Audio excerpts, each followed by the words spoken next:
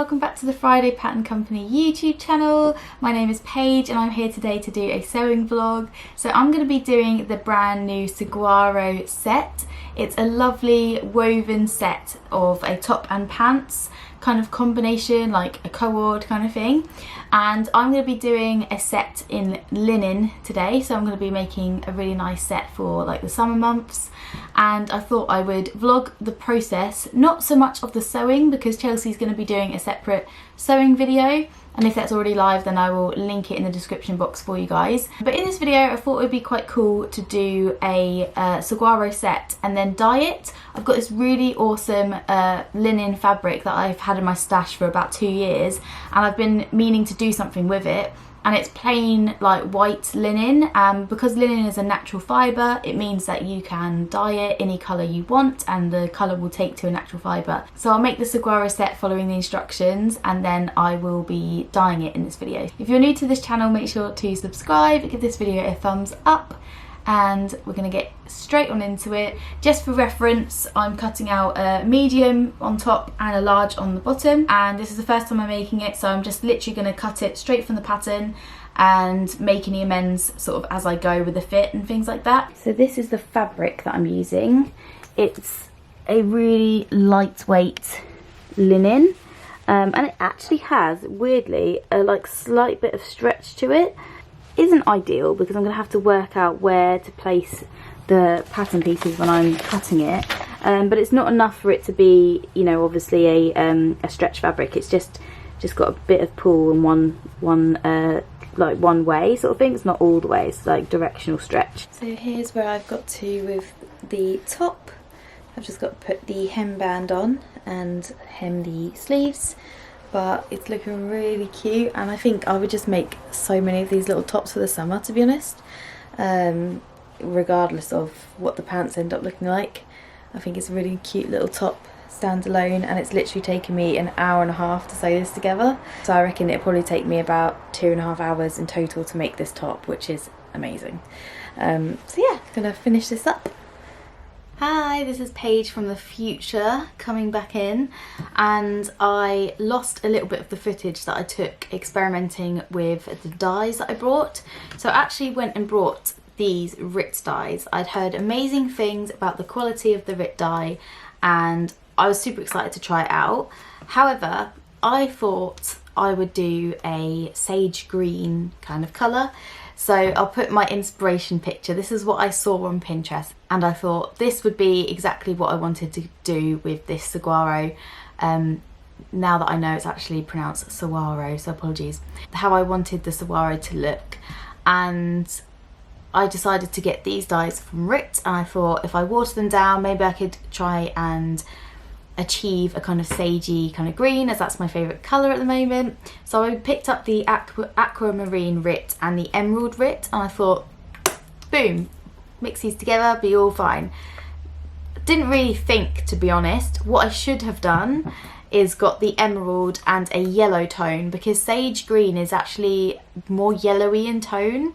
So what I should have done is got the emerald and maybe a yellow one, and had it very, very, very watered down. Going on from that, I lost the footage of me actually putting the dye in to the bucket and dyeing it, which is a shame. However, as you progress through the video, you'll see that I end up not sticking to this colour in the end. So these colours you can sort of do dip dye, so you can use a bucket of warm water and salt. You can also do a washing machine with these dyes as well and follow that method. It's all sort of on the back in terms of the instructions, but I did it with a bucket, which is a really cool way of doing like tie-dye and stuff like that as well. However, as you'll see in the next clip, the colour didn't turn out how I wanted. I experimented with a few different tones, and in the end it wasn't going how I wanted, so I thought, do you know what, I'm just going to dye it really bright.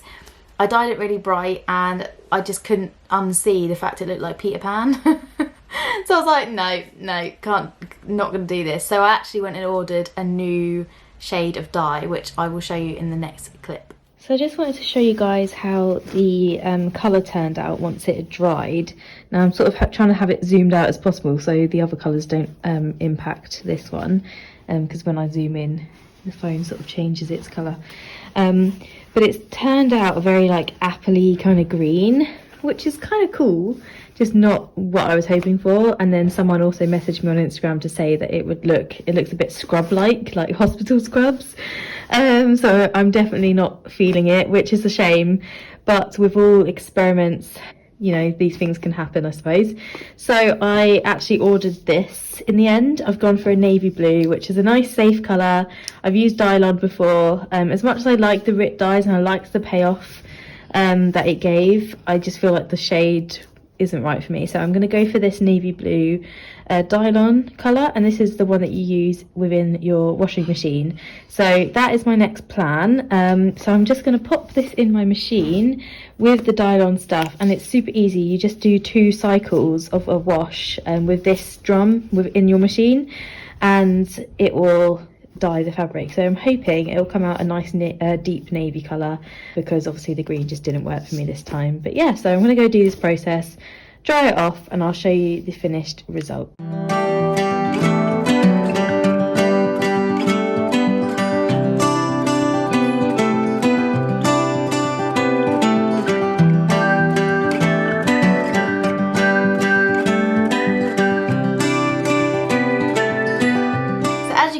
I used the Dylon navy blue washing machine dye. Now, I cannot tell you how easy it was to use. I know a lot of people fear these kind of washing machine dyes in case it ruined your washing machine, but it really doesn't. So I put it on a cycle with the Saguaro made up set, already made, in the machine, and popped the pod of dye in there with it. Now, you run 1 cycle, I think you have to run a hot cycle. So you run 1 cycle, and then once it's done, you leave them in there and you run another cycle, basically do 2 cycles back to back. The second one, you add your normal detergent into the wash. So you do that, and then once that's done and you take out the Saguaro set, you then just put your machine on a rinse or a clean cycle, which my machine has an actual clean cycle built in to the machine. So you just give it a clean that way, and then I just made sure to spray my machine and clean it properly afterwards, and I've had no issues with any dye residue left behind. So I thought what I'd do is give you some dyeing tips at the end of this video, because obviously I didn't show you the processes, but the dyes are so easy to use, whether you use the RIT or whether you use Dylon. They are very user friendly. So a few tips I would give you is, 1, make sure that your fabric, your base fabric, is a natural fibre, as I mentioned at the start of this video.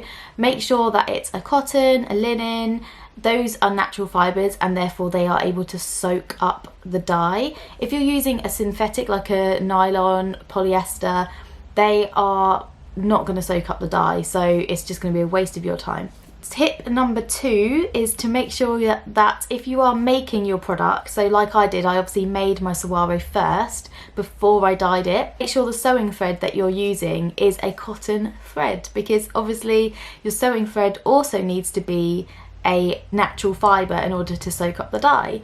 Now, my problem was I didn't even think about that, and I don't know where my head was at, but I assumed my thread that I was using was a cotton thread, and it's definitely some kind of man-made thread. I used moon thread, so it must have been a polyester blend.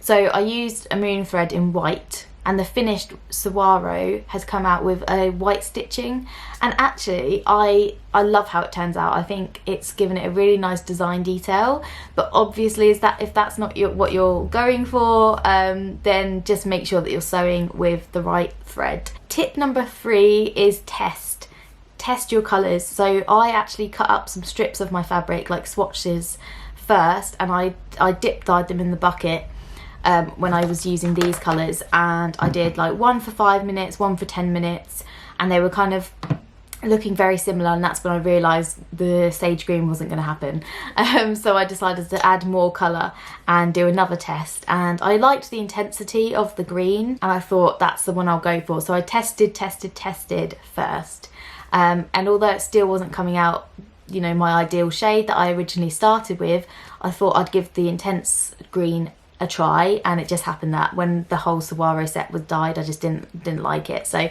test your fabric dyeing first with swatches of fabric. Don't just go for it, just in case, because you don't want to do it and then ruin it, and essentially what I've had to do, which is re-dye it. But again, it worked out for the best because I love how it turned out. Tip number 4, if using RIP dyes or Dylon dyes, to be honest, you can use this Colour Stay fixative. So this is a dye fixative, which if you're doing the bucket method, I'd highly recommend getting this, because you do a rinse of your fabric or your project that you've dyed, and then you'll put it in this solution, and it just helps to maintain the colour intensity of your project without. It's a really cute way of adding colour to your linen or your cottons if you're making the Saguaro and you maybe don't want to make it in a plain colour, or you want to upcycle something.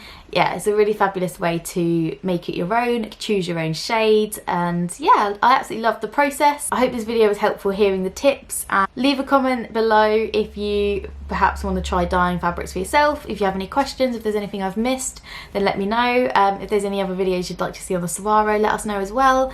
And yeah, make sure to subscribe to this channel if you haven't already, and I will see you next time. Bye!